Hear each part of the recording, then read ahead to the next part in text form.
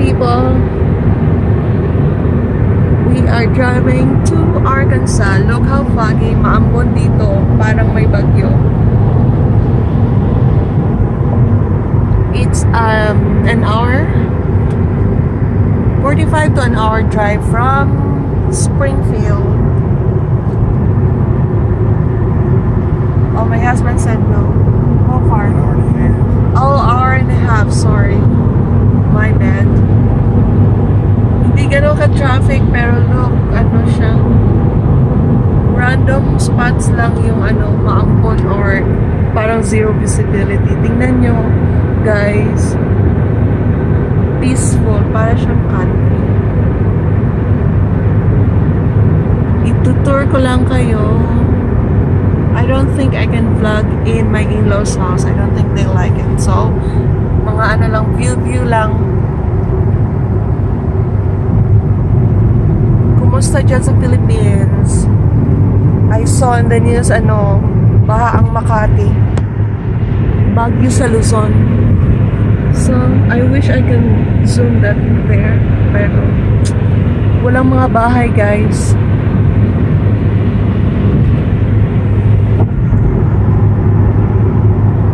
Country road.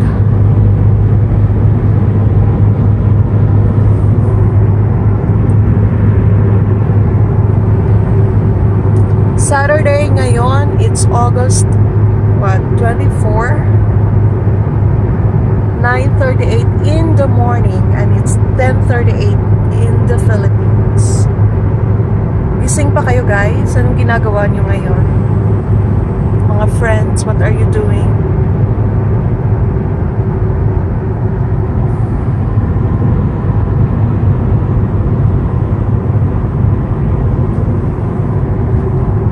Na lang siguro kami 20 minutes sa aming destinasyon. Tingnan nyo, napaka-foggy, diba?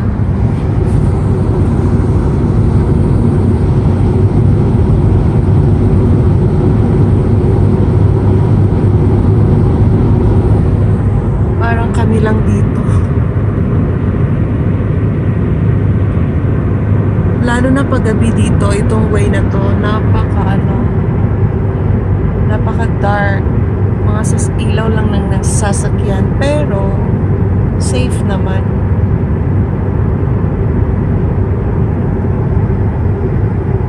Kasi halos lahat Americans, they follow the speed limit or else magbabayad sila ng multa.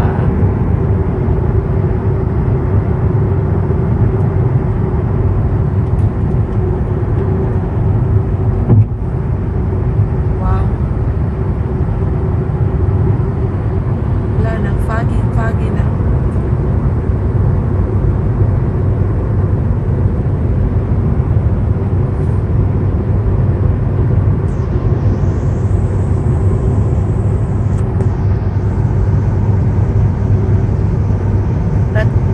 I don't think I can drive this. I get scared. I'm not confident, so we're lucky we have a driver.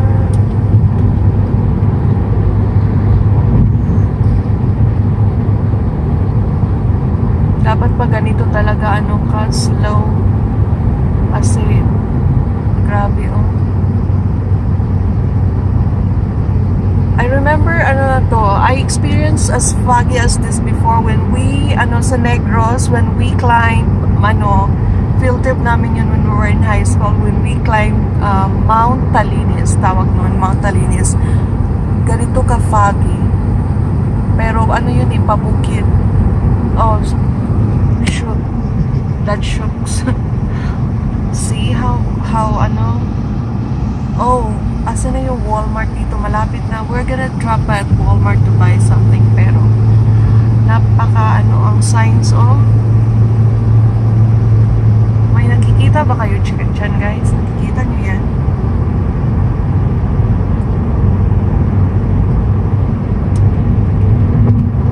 I'll show you that man-made yan, yung mga parang design ng mga rocks. Oh, dito it's better. limit 65. And we are 65. Perfect driver.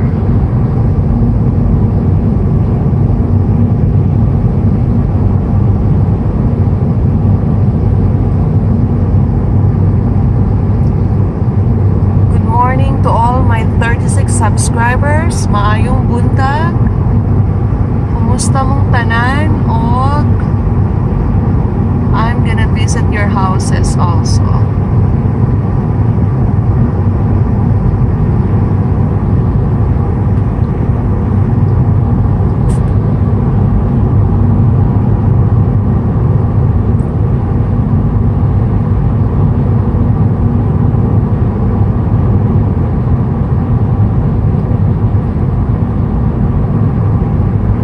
Drive Arkansas. This is another state. You search nyo lang if you want to know more about Arkansas. It's a perfect place for people, retired people, kasi ano siya, affordable.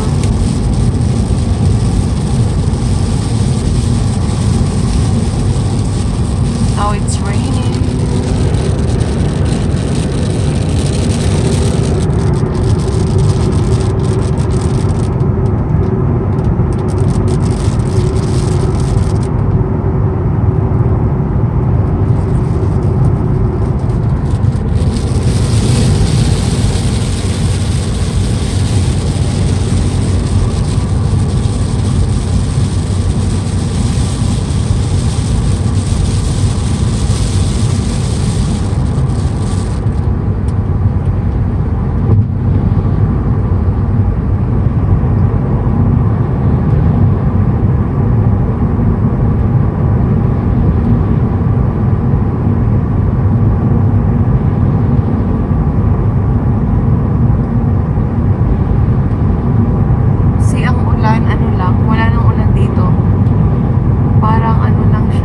Patlang-patlang. Yun bang tawag nun?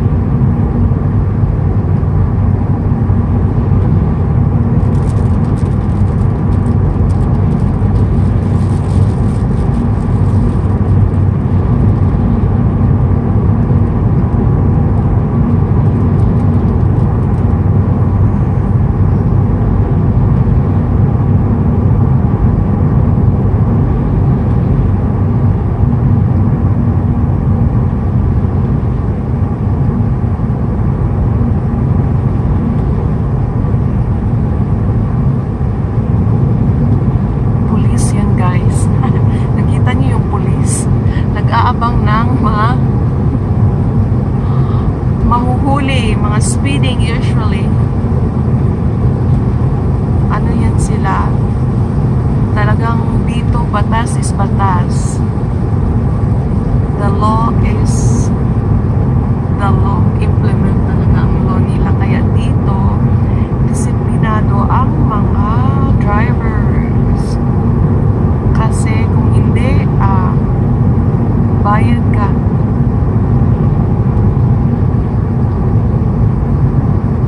Ang pinagtrabuhan mo ng hard work or hard earned money mo, doon lang mapupunta sa fine. Parang siyang farm, parang, diba pag itong nakikita mo, parang sasabihin mo, Amerika ba to? Walang mga walang mga matataas na buildings. Itong Arkansas, they have to, I guess they have to drive, guys, for like, I don't know, 30 minutes to 40 minutes to go to like a big mall.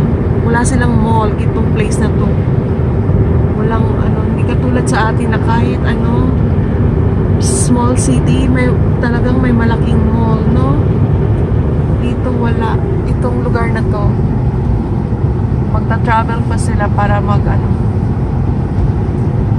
mag-shopping. May mga small stores.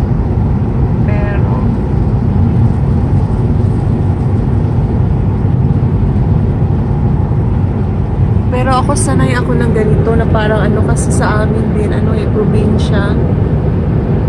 Siguro before lalakarin pa namin mga 30 minutes para makasakay ng ano, tricycle. Ganun ka-remote ang aming area. So this is nothing for me. I'm used to this. That's a church sign over there.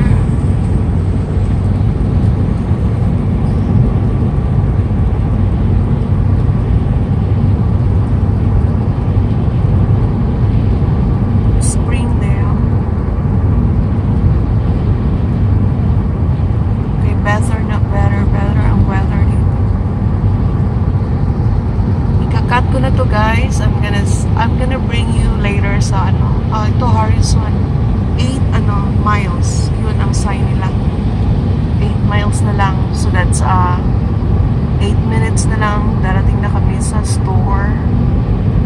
And then maybe another.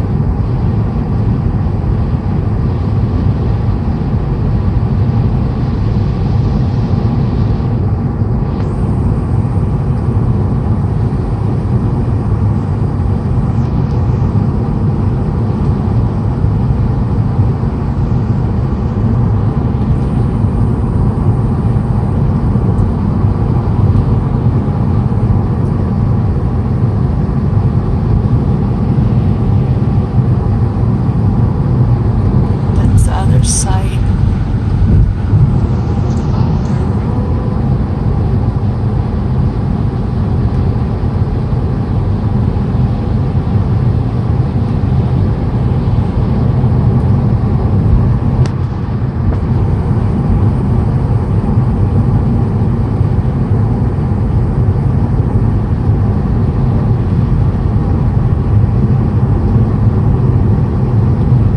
I guess sunshine is trying to come out. Maliwanag dito. Aliraw.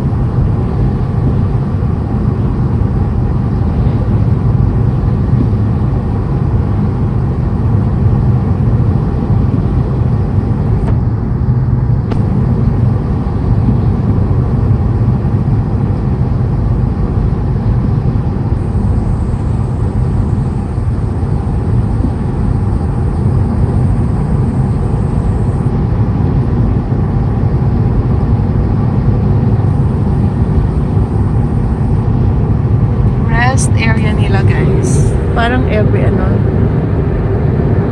place here may mga stop or rest area for people, which is very convenient.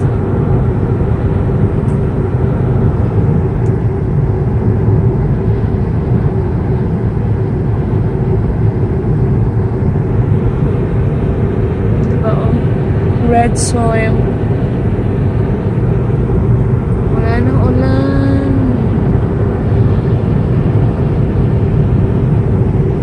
Proper na ito na welcome Horizon. Nakikita niyo yan, guys. That's a sign there.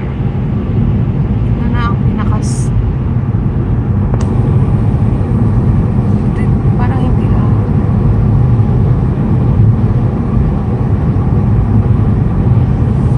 And it's perfect. It's not raining.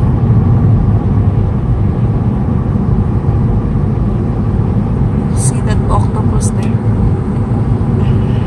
It's hanging out.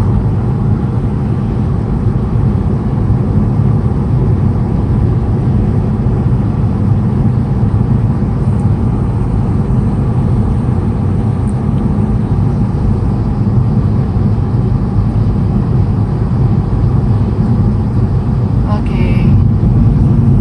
That's the Walmart on our left. We're gonna stop by there. I'm gonna take you there, guys, sa Walmart nila. Ito ang pinaka store, main store, grocery, clothing, gardening, whatever. Maraming tao. Maghanap tayo ng parking. They still have flowers in Springfield. Wala, no more flowers in Walmart.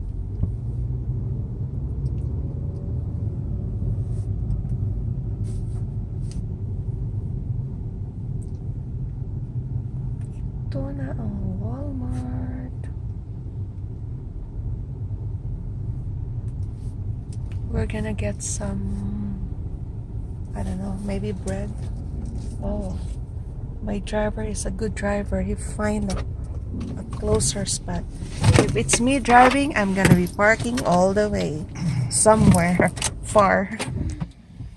Kasi I'm scared to park. Okay, I'm gonna take you there maybe for 5 minutes lang. 5 minutes. Okay, pasok tayo. Pasok tayo dong. Tagalog lang nato para di sila kasabot. O Bisaya nato para di sila kasabot. Muna siya, guys. Muna siya Arkansas. Oh. Yan ang palibot sa Arkansas. Diba? Flat lang siya. Wala siya makita. Magpalit ni og flowers maybe. And bread. Maybe flowers and bread. Are we getting flowers, right? Or bread? We need bread too. Mga sales, guys. Oh, $3. Uso ba yan sa Pilipinas? I remember one of my video, the girl said, "Oh, can you give me some coupon?" School supplies. Kababalik lang ng school kasi I guess parang 2 weeks ago. Yung parang lang, hindi expert ka mag-vlog tapos tinitingnan ka ng mga tao tapos dinidedmo mo lang sila. Yun ang aking feeling. Dead mo lang sila. Kasi vlog is life. Vlog is life. Hala, $1. Oh. Look! $1 for kids. Ang cute. Ang aking asawa, ayaw yan mag-shopping eh. Pag itong mga lalaki or ang aking asawa, pag anong bibilhin niya, yun na. Yun na yun. Hala, ang daming mga temptations dito. I wish I can stay here for 30 minutes. Oh, $1 mga kids. Oh my God. $2.